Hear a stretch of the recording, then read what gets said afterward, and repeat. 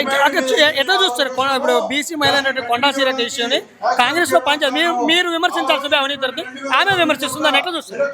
చూడండి, ఒకసారి ఏదైతే అధికారంలోకి వచ్చిన తర్వాత అధికారంలో ఉన్న పార్టీలో గొడవలు అన్నది సామాన్యం. ఎందుకంటే వాళ్ళకు ఒక చైర్మన్ పోస్ట్ కావాలని అవి ఇవి అని చెప్పి అంతర్గత విభేదాలు ఉంటాయి. కానీ స్వాతంత్రం వచ్చినప్పటి నుంచి మీరు హిస్టరీలో చూసుకుంటే 2.5 సంవత్సరాల ఇంత డౌన్ ఫాల్ అయిన పార్టీ అయితే కాంగ్రెస్ పార్టీ.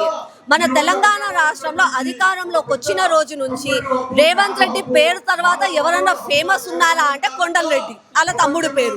వాళ్ళ తమ్ముడు ఆడ భూ కబ్జాలు చేస్తున్నాడు, 100 కోట్లు తీసుకున్నాడు, 200 కోట్లు తీసుకున్నాడు అని చెప్పి పొద్దున లేసే ప్రతి ఒక్కరు మాట్లాడుతున్నారు. సరే, ప్రతిపక్షం అంటుందా అంటే అది పక్కన పెడితే సొంత పార్టీ నాయకులే అంటున్నారు. కాబట్టి నిజంగా కూడా రేవంత్ రెడ్డి మీ తమ్ముడు తప్పులు చేయలే, మీ కుటుంబ సభ్యులు తప్పులు చేయట్లే, మీ పార్టీ వాళ్ళు కమిషన్లే తింటలేరు అంటే బయటకు వచ్చి చెప్పండి. లేదు అని అంటే మాత్రం అది నిజమని చెప్పి ప్రతి ఒక్కరు కూడా తెలుసుకుంటారు. ఇతర పార్టీలో ప్రజాస్వామ్యం లేదు, మా దాంట్లో ఉంది కాబట్టి ప్రజాస్వామ్యం ఉంది కాబట్టి మాట్లాడుతున్నట్టు. నిజంగా ప్రజాస్వామ్యం ఉందా లేదా అవినీతి తట్టుకోలేక వాళ్ళ నేతలే మాట్లాడుతున్నట్టు? లేదండి, ప్రతి ఒక్క పార్టీలో డిఫరెన్సెస్ ఉంటాయి, కుటుంబంలో కూడా అభిప్రాయ భేదాలు ఉంటాయి. కానీ ఒక పార్టీ అతను ముఖ్యమంత్రి తమ్ముడే ఇట్లాంటి పనులు చేస్తున్నారని కానీ ఎవరు కూడా మాట్లాడరు. ఆ బాధ్యత వాళ్ళు వహించాలి, వాళ్ళే బయటికి వచ్చి చెప్పాలి. అంతేగాని మేము మంచోళ్ళం అని చెప్పుకుంటే కాదు. నిజంగా కూడా కొండలరెడ్డి పేరు ఎందుకు అంతగానం వస్తుంది? మంటలేందే పొగరాడండి, ఏదో అక్కడ ఉంది కాబట్టి ఎన్నిసార్లు పేర్లు వస్తున్నాయి. ప్రతిపక్షం అంటే ఏమో అనుకోవచ్చు, సొంత పార్టీ నాయకులే చెప్తున్నారు. బట్టి విక్రమార్క వాళ్ళ భార్య ఒకవేళ ఏదైనా కమిషన్లు 10% కమిషన్ తీసుకోండి, బిల్లులు చెల్లించదు అని చెప్తున్నారు.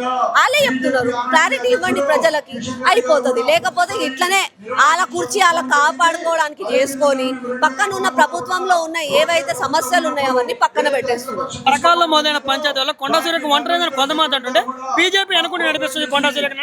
లేదండి, బీజేపీ పార్టీకి అవసరం లేదు. కొండా సురేఖ గారు ముందు నుంచే కూడా ఆమె మాట్లాడుతున్నారు, వాళ్ళ బిడ్డ మాట్లాడుతుంది. వాళ్ళ కొత్త కాదు, ఓ 2-3 నెలల ముందే అయ్యింది. మళ్ళా వాళ్ళంతా వాళ్ళు కౌగిలించుకున్నారు, బాగున్నామని చెప్పుకున్నారు, మళ్ళీ లొల్లి స్టార్ట్ అయ్యింది. వాళ్ళ మధ్యలో ఏమైతే తప్పులు ఉన్నాయో ఆ తప్పులకు వాళ్ళే క్లారిటీ ఇవ్వాలి. ఈ రోజు కాంగ్రెస్ కార్యకర్తలలో కూడా ఒక అనుమానం ఉంది. నిజంగా కూడా కమిషన్లు లేనిది ఈ రోజు పనులు జరగట్లేదు. ఈ రోజు కరప్షన్ ఘోరంగా పెరిగింది.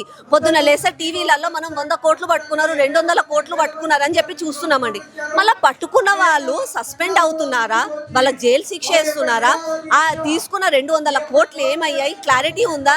200 కోట్లు దొరికినాయి, 100 కోట్లు దొరికినాయి, ఏమైనాయి? వాళ్ళ మినిస్టర్లు వాళ్ళే పంచుకుంటున్నారు. మేము చెప్తున్నాం ప్రతిపక్షంగా, నిజంగా కూడా అధికారంలో ఉన్న వాళ్ళు క్లారిటీగా చెప్పండి. లేకపోతే మీరు స్కామ్స్టర్లు, మీరు స్కామ్ గ్రెస్ అని చెప్పి తేటా తెల్లం అయిపోతుంది. కొండా ఫ్యామిలీ ఇంత ముక్తకంగా మాట్లాడడానికి బీజేపీ వెనక నడిపిస్తుంది. ఒకవేళ బర్తరఫ్ చేస్తే బీజేపీలో జాయిన్ అవుతుంది వాళ్ళు ప్రధానంగా ఆరోపిస్తారు. నిజంగా జాయిన్ అవుతూ తీసుకునే అవకాశం ఉందా? ఒకవేళ ఆమె జాయిన్ అవుతాను అని అంటే అప్పుడు పార్టీ తీసుకుంటుందండి నిర్ణయం. ఆమె జాయిన్ అవుతుందా లేదా కూడా మాకు తెలియదు. మాకు ఎవరి వెనకాల ఉండి మాట్లాడాల్సిన అవసరం లేనే లేదు.